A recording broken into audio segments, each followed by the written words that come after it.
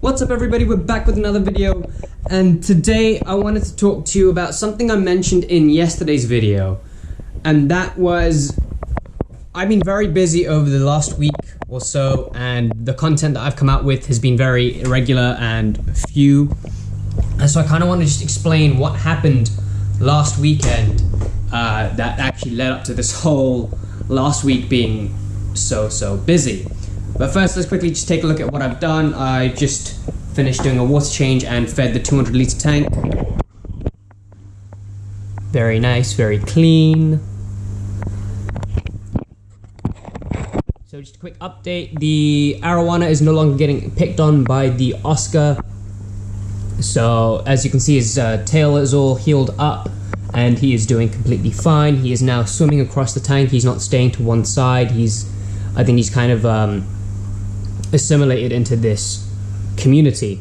I actually quite like this tank a lot. It's pretty much just my baby monsterfish community tank, and in all honesty, if these guys never grew any bigger, I would be so happy because I just love this tank the way it is. But they will be growing and they will become massive monsters. Alright, now moving on to what the actual problem tank child pond was, is this thing. Right, so all of this takes place about a week ago, pretty much last weekend. So as you guys will remember, I got a koi that I was rescuing from this gentleman who was breaking down his pond.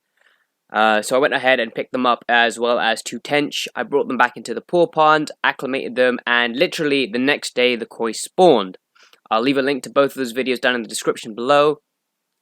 Anyways, what happened was, and this was completely unknown to me because I'd never had a fish spawn ever, when the eggs are not fertilized, they pretty much produce a lot of protein, and that's broken down into ammonia very quickly. And literally, that just means I had a massive ammonia spike. In fact, I'm surprised that my fish are doing so well. But anyways, this is what I saw a few days afterwards, and it pretty much made me just lose my mind.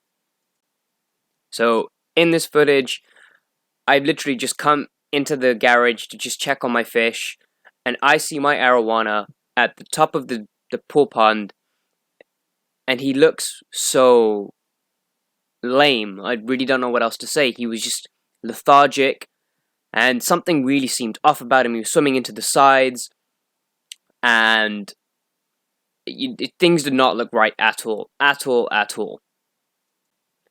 And so it took me a while. Well, it took me a while. It took me a fair few minutes to figure out what was actually going wrong. I did a bit of research into koi spawning anyways within this period of time, and I realized that the eggs had pretty much caused a massive ammonia spike. So what did I do? I went ahead and I did a massive water change, about a 50% water change straight away. In fact, the day before I did a 50% water change because the eggs had caused such a foul smell in my garage that I had to do something about it. Aerating it wasn't doing enough, so I thought, okay, let me do a water change, but it never actually went through my head that what was happening was that it was an ammonia spike, and what I was actually smelling wasn't the eggs as much, it was the actual ammonia that was being broken down and released into the air. So I went ahead and I did a massive water change the day that I was trying to clear everything out. In fact, I did 2 on that day, mainly because the smell just wouldn't go, and there was no second thought about, oh, this could be an ammonia spike, until evidently the day after. That day, I did 3 large water changes. I did 50% 3 times, pretty much. I would take out the water, put in new water, the water would drop by 2 degrees, I'd wait until the water went up, and then do the same thing over and over again. And I did this pretty much 5 days straight. I would do at least 2 50% water changes a day. And honestly, each morning I would go downstairs, my heart was in my mouth because I had no idea whether or not this fish would be alive. Thankfully, he is still alive today. So today is the 8th of June. I filmed this a couple of days before, and this is a recording afterwards. But he's still alive today. I can't say that he's back to normal. He's still...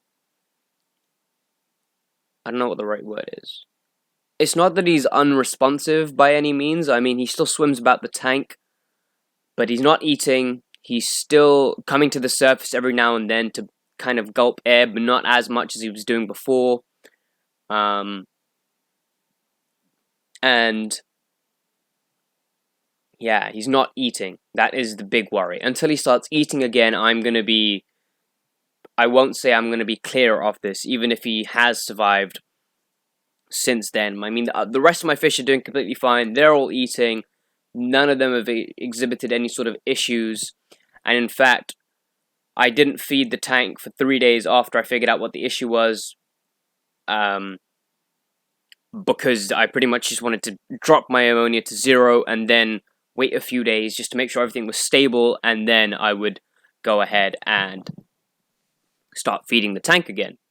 So even now, today, I still barely feed anything. I feed just enough for the fish to be calm, because what's happening is these guys are nipping away at the Arawana's fins, because unlike everybody else, the Arowana is still very much out of it, and he's become a target by, I don't know if it's by the Paku or the Gourami, but it's definitely one of them two that are nipping at his fins, and his fins are just torn to shreds. So he's not looking good at all. Saying that, he's still alive, thankfully.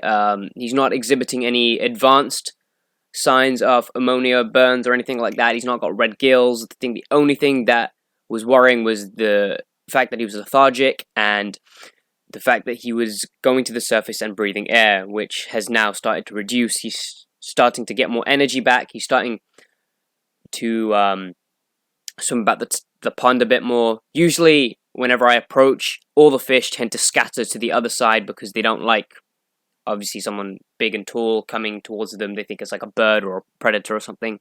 So they all dash to the other side to get as far away from me as possible. Arowana, still not doing that. I remember that the first few days I could easily touch him. Before, I would never be able to do that. He'd be the first one jumping out of the water all the way to the other side of the tank. Nada. Nothing.